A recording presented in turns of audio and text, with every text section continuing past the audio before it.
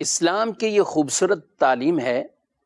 کہ اسلام ہمیں جہاں عبادات کا حکم دیتا ہے وہیں معاملات،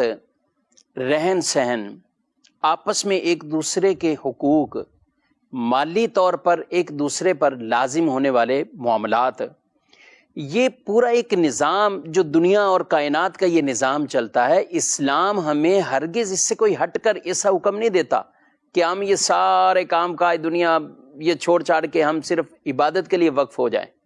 اور بالکل ترک دنیا کر کے اپنے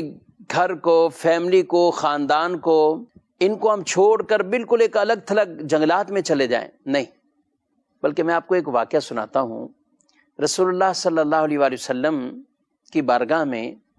آپ کے گھر پر کچھ افراد آئے اور وہ معلومات لینے کے لیے آئے کہ رسول اللہ صلی اللہ علیہ وسلم کی رات کی عبادت کیسی ہے، دن بھر کے معاملات وہ عبادت کے کیسے تھے، یہ کچھ سوال کرنے آئے۔ تو آپ صلی اللہ علیہ وسلم اس وقت گھر پہ تشریف فرما نہ تھے، تو ازواج مطہرات پردے میں رہ کر اس وقت یہ تعلیم بھی ارشاد فرمایا کرتی تھیں کہ جو رسول اللہ صلی اللہ علیہ وسلم کی احادیث تھیں اور جو نبی پاک علیہ السلام کی تعلیم تھی وہ ان تک پہنچایا کرتی تھی۔ تو انہوں نے سوال کیا تو ان کو جواب ملا کہ آپ صلی اللہ علیہ وآلہ وسلم رات کو عبادت بھی کرتے ہیں، آرام بھی کرتے ہیں۔ انہوں نے روزوں سے متعلق پوچھا تو انہوں نے جواب دیا کہ وہ روزہ رکھتے بھی ہیں، افطار بھی کرتے ہیں، یعنی کہ رمضان شریف کے علاوہ جو نفلی روزے ہوتے ہیں وہ آپ رکھتے بھی ہیں، افطار بھی کرتے ہیں، یعنی ترک بھی کرتے ہیں، چھوڑتے بھی ہیں۔ اچھا، دیگر اور عبادتوں کے حوالے سے کچھ اس طرح کے سوالات ہوئے تو وہ آپس میں گفتگو کرنے لگے اور کہنے لگے کہ دیکھیں وہ اللہ کے نبی ہیں، وہ اللہ کے نبی ہیں، اللہ کے رسول ہیں، وہ تھوڑا بھی اس طریقے سے یعنی رات کو عبادت بھی کریں، سو بھی جائیں تو ان کے لیے تو یہ وہ ویسے ہی اللہ کے رسول ہیں، ان کے لیے کافی ہے۔ لیکن ہم لوگ تو اگر ہم رات کو سوئیں تو ہمارے لیے تو یہ کافی نہیں ہوگا، ہمیں تو عبادت ہی کرتے رہنا چاہیے۔ ہم تو ایک عام آدمی ہیں، اللہ کے بندے ہیں، تو ہمیں عبادت میں رہنا چاہیے۔ پھر کہنے لگے کہ ایک نے کہا کہ وہ ان کا معاملہ ہے کہ وہ کبھی روزہ رکھتے ہیں، کبھی افطار کرتے ہیں، تو ہم تو روزہ ہی رکھیں گے۔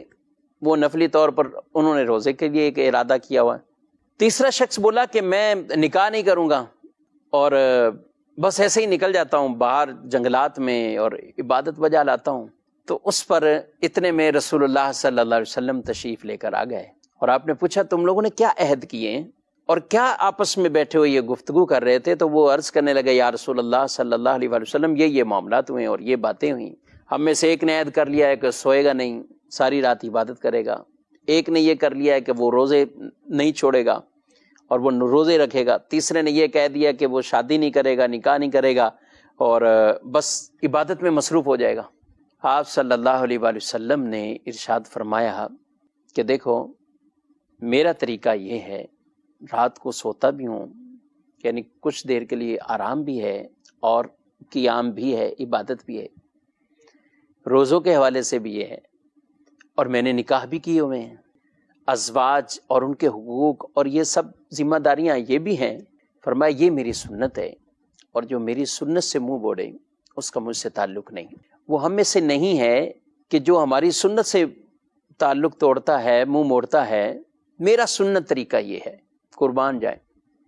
کتنی اعتدال والی تعلیم آپ نے ارشاد فرمائی کہ جس کے اندر عبادت بھی ہے، معاملات بھی ہیں، نہ اس طرح کہ آدمی نفلی روزے لگاتار رکھتا جائے کہ دوسروں کے حق جو اس سے متعلق ہو رہے ہیں ان کو تلف کرتا ہو، اس کی بھی اجازت نہیں۔ اور یہ بھی طریقہ کہ کہے کہ میں بس پوری رات ہمیشہ ہی مجھے اسی طرح گزارنی ہے، تو اپنے نفس کا بھی حق ہے، اپنے آپ کا بھی حق ہے، اپنے گھر والوں کے بھی حق ہم پر لازم ہوتے ہیں، اپنے پڑوسیوں کے بھی حقوق ہم پر لازم ہوتے ہیں،